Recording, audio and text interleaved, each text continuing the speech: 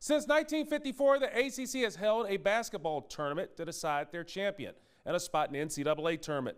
Now, the ACC tournament has a rich history, and now the ACC Network is taking a trip down memory lane in a 10-part docuseries titled The Tournament, a history of ACC men's basketball. It tips off Monday night at 9 with parts 1 and 2 on the ACC Network. Recently, I caught up with one of the executive producers of the project, and Dahl. And Dahl says the idea on putting together the docuseries came up in the summer of 2018. I want to do something on the history of ACC basketball. You know, we're going to be starting the ACC Network. We should do something. We should do something special. What can, you know, and I said, but how's it going to be different than, say, what we did with the SEC in football? And we would meet in New York at PJ Clark's having lunch in the summer of 18. And I said, you know, to me, it's the tournament. That's what sets the ACC apart. Nobody did that for a long time, put their NCAA tournament bid on the line in a conference tournament. Dahl says the ACC tournament has played a role in how we look at college basketball today, especially when it comes to the NCAA tournament.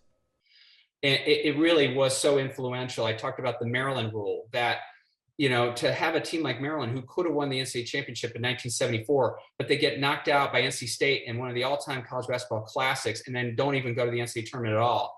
The NCAA realized, you know, it's time, we got to make a change. We got to allow more than one bid. And that's when they opened it up to 2 bids per conference. And then you saw shortly after that, other conferences started having conference tournaments. One area the docuseries will shine a spotlight on is on the Virginia Cavaliers' role in the ACC tournament. The Virginia story that stands out for me is Wally Walker in 1976. That was an incredible run. You know, they were supposed to lose in the first round just like they did every year. And instead they go on this run with the tournament in Landover, Maryland, and go all the way to a title, you know, beat North Carolina in the finals. What a great story. And you see like Wally carried off like on the court. It's, you know, people pour on the court and he's on their shoulders. That's a great story. And I think on the flip side, you know, Ralph Sampson's story is so interesting because he was a phenomenal player, 3-time National Player of the Year. And just episode 6 being so much about the Ralph Sampson years, you know, and that he never won the ACC, a player that good. I find that interesting too, of course, before we get to the Tony Bennett years. Overall, the project is near and dear to John's heart due to the history being put on display.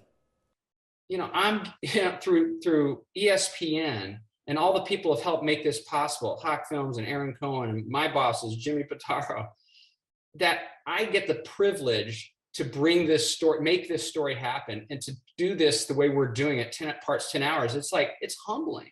Like, I feel like a weight on me too. Like, we got to get this right. Like, so many people, I think, want this, want to experience it all, and you want to do it justice to all those who made this possible.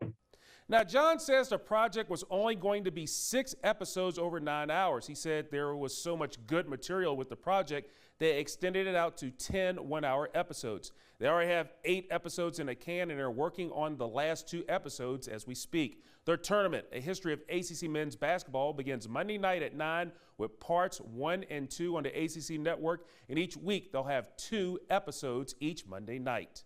Jermaine, Ferrell, WFXR Sports.